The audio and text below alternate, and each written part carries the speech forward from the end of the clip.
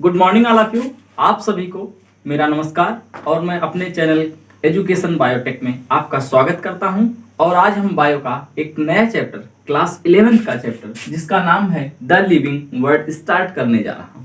इस चैप्टर को हम सबसे पहले पढ़ेंगे। जो हेडिंग है इसकी, living and non living. What is the difference between living and non living. मतलब ये चैप्टर जैसे ही हमारे सामने आता है तो यहाँ जैसे लिखा लिविंग वर्ड, ये पूरा संसार ही किससे बना है? लिविंग से बना। मतलब जो भी है लाइफ है, जहाँ लाइफ है ये पूरा संसार किससे बना? लाइफ है। तो मतलब हर जगह लिविंग ऑर्गेनिज्म ही। अब ये कह रहे हैं, हमको 8th से भी पढ़ाया जाता है, क्लास 8th में भी टॉपिक है कि what is the difference between living and non living. इससे पहले और छोटी क्लासों में भी हम पढ़ के आते हैं। फिर भी यहाँ देखते हैं, अगर हम आपसे पूछें कि बता दीजिए कि एक कैरेक्टरिस्टिक्स मुझे बता दीजिए कि लिविंग की क्या होती है, तो आप सीधा कहेंगे सर मुझे जो लगता है कि ग्रोथ। क्या होती है कि सभी लिविंग ऑर्गेनिज्म की क्या होती है? ग्रोथ होती है। तो मैं इसको लिख देता हूं। मान लीजिए ये टॉपिक मैंने लिखा है पहले से, लिविंग एंड नॉन लिविंग, इसको हटाता हूं और सिर्फ यहां लिखता हूं लिविंग की कैरेक्टरिस्टिक्स। क्या लिखता हूं यहाँ पे? लिविंग की कैरेक्टरिस्टिक्स। ये मैंने यहां लिखा लिविंग, और आपने पहली कैरेक्टरिस्टिक्स में ये मानता हूं कि आपने बताया है मुझे, क्या बताया है? ग्रोथ। मतलब आप ये कह रहे हैं कि जो भी ऑर्गेनिज्म लिविंग है सर उसकी साइज बढ़ती है, मतलब उसकी ग्रोथ होती है।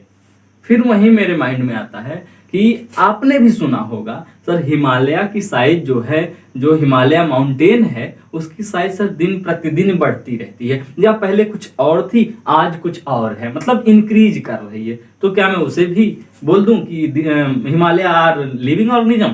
ऐसा मैं कह सकता हूं या नहीं कह सकता?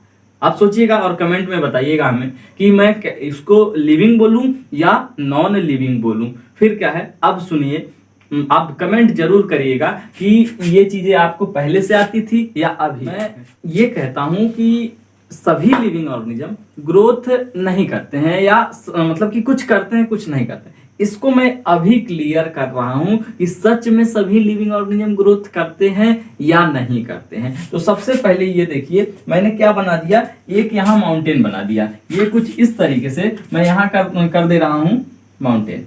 ये मैंने मतलब माउंटेन बना दिया। अब मैं कह रहा हूं कि आपको मैंने पहले बोल दिया कि सर इसकी साइज इंक्रीज करती जा रही है।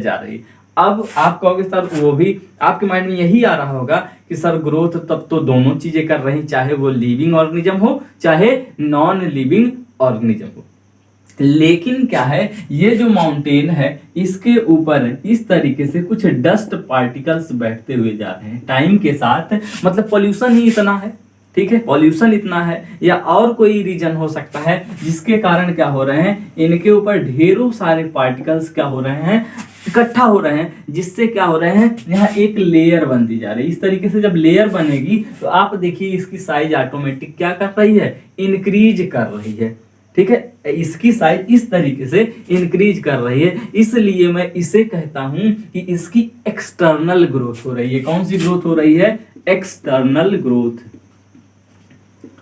एक्सटर्नल ग्रोथ हो रही है, मतलब बॉडी के अंदर से ग्रोथ नहीं हो रही है बल्कि बॉडी के ऊपर ग्रोथ हो रही है। ऐसा नहीं है कि इसके इनसाइड में कोई चीज ग्रो हो। जैसे मान लीजिए कि ये हमारी सेल है, ये हमारी सेल है, ये हमारे बॉडी की मान लीजिए एक सेल है, मान लीजिए सिलेंड्रिकल सेल कोई है। अब मैं कह रहा हूं, मैंने क्या किया, इसके ऊपर कुछ ऐसे मान लीजिए ऐसे रैपर या कोई पेपर इसके ऊपर मैंने ऐसे लपेट दिया, ठीक है, ऐसे रैप कर दिया।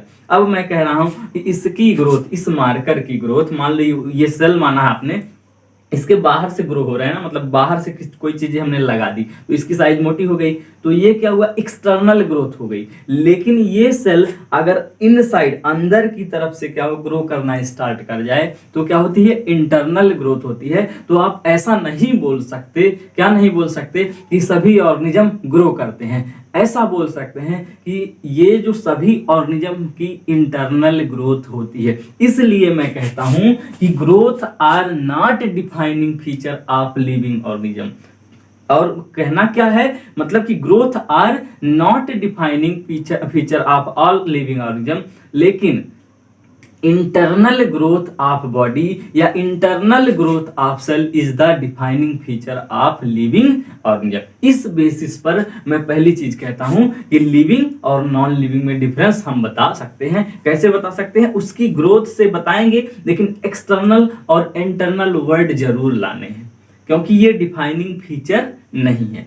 अब एक पॉइंट तो मैंने बता दिया आपको कि पहला फीचर क्या है? इंटरनल ग्रोथ होगी। क्या होगी?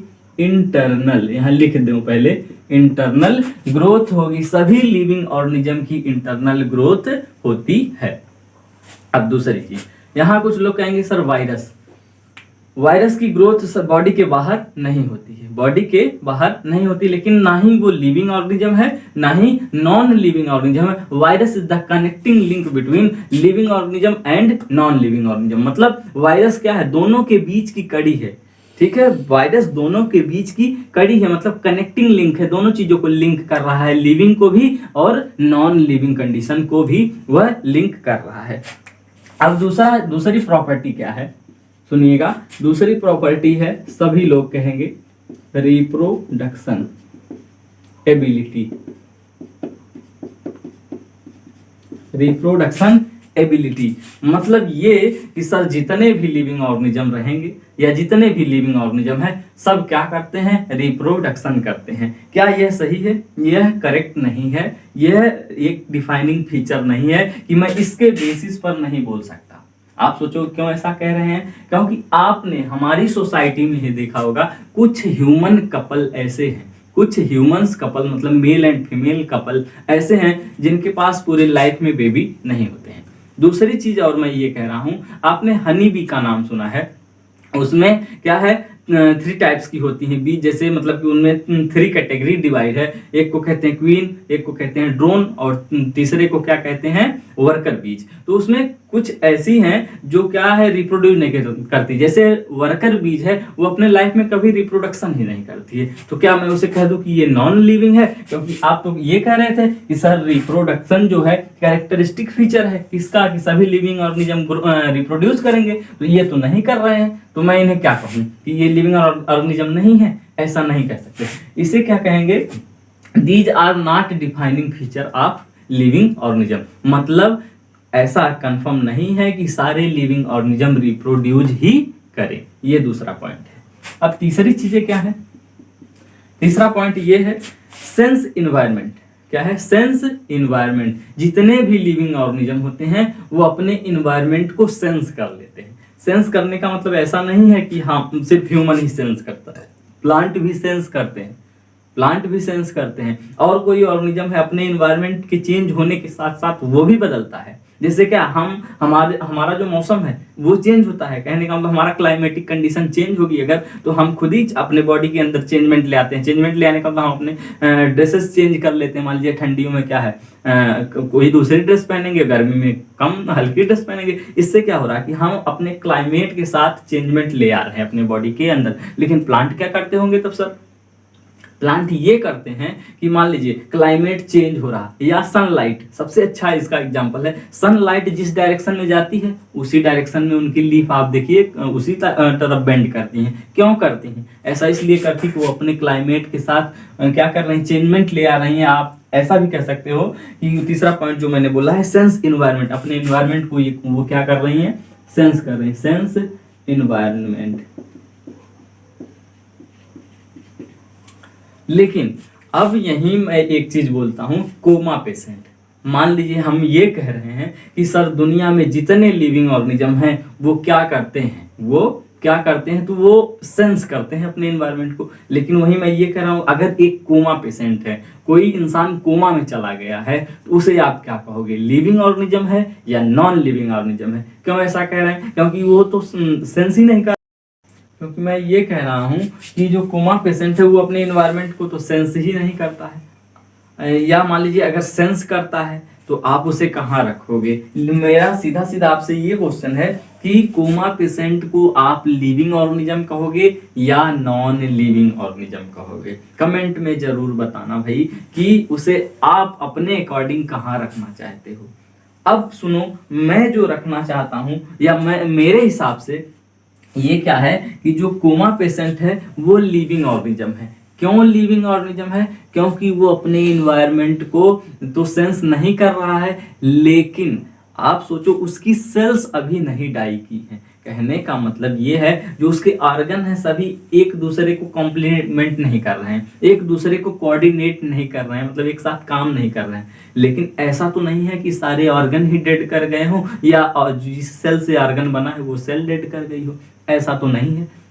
क्योंकि वो जो सेल है ना, जो अभी लाइव है, उनके अंदर ढेरों सारे रिएक्शंस चल रहे हैं, और जब उसको मेडिसिन दी जा रही है तो वो उस मेडिसिन को क्या कर रहा है? रिस्पॉन्स कर रहा है। तो क्या है, वो मेडिसिन का जब रिस्पॉन्स कर रहा है और उसके अंदर में ढेरों सारे रिएक्शंस हो रहे हैं, इसलिए मैं इस पॉइंट के हिसाब से मैं उसे कहाँ रखता हूँ कि coma patient are living organism. क्यों ऐसा कह रहे हैं? क्योंकि वो सेंस कर रहा है। किस चीज को सेंस कर रहा है? बाहर से जो उसको मेडिसिन दी जा रही है उसको सेंस कर रहा है, या उसकी सेल्स अभी डाई नहीं किए हैं, इसलिए भी मैं क्या कह रहा हूँ? Coma patient are living organism. अगली प्रॉपर्टी क्या है? Interact and emergence. Interact and emergence.